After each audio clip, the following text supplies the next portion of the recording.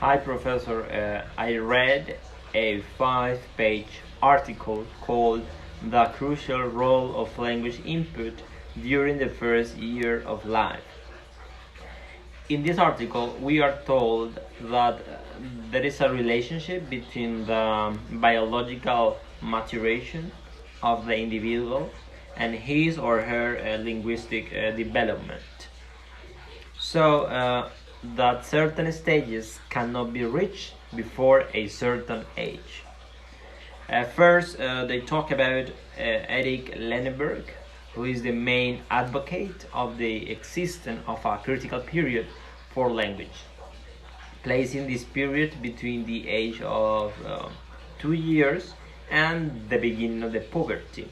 After the puberty, some capacities start to reduces very fast.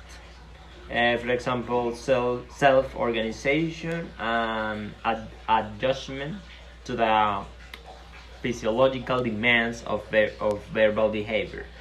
So that the brain appears to enter a phase of stability in which the more primary and elementary skills that have not been acquired but that time remain as a rule defective or broken poor through the life. Lenneberg talks about 5 arguments in his defense of a critical period. First, language development in retarded children stopped at puberty. Second, the chances of language recovery after a brain injury are greater or more in young children than in adults. Regarding the second language acquisition, an adult tends to retain his or her native accent and will and probably will never confuse with a native speech. However, a child will acquire the second language without any foreign language accent. Fourth, the critical period would coincide with the period of language lateralization, when half of the brain, the left half, in most people takes over the main neural mechanism of language between the ages of 2 and 14.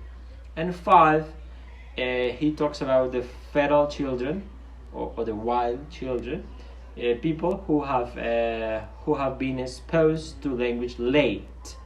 This shows that children like Jenny, who are abandoned and not and abused and not exposed to language for many years, they will never speak normally. My hypothesis is based on the examples of wild children or fetal children. It is very clear that there is a time to acquire skills, although it is true that after this critical period, words and vocabulary can be acquired, but of course it is very limited and not very fluid. So if we are deprived or of input during this optimal stage, we will not be able to develop our language easily. That is clear, that is proved. This happened to Jenny or Ginny. The effort that they have to make with her was much greater than with children who learn language during this critical period. After conducting many tests on Ginny, I don't know how to pronounce it, scientists concluded that Jenny's ability to communicate was blocked in the left hemisphere of her brain. During the optimal period, children are like sponges. They receive information and absorb it, allowing them to quickly learn the language they hear. The left hemisphere predominates over the right hemisphere. So it is there that the linguistic program corresponding to our first language is installed.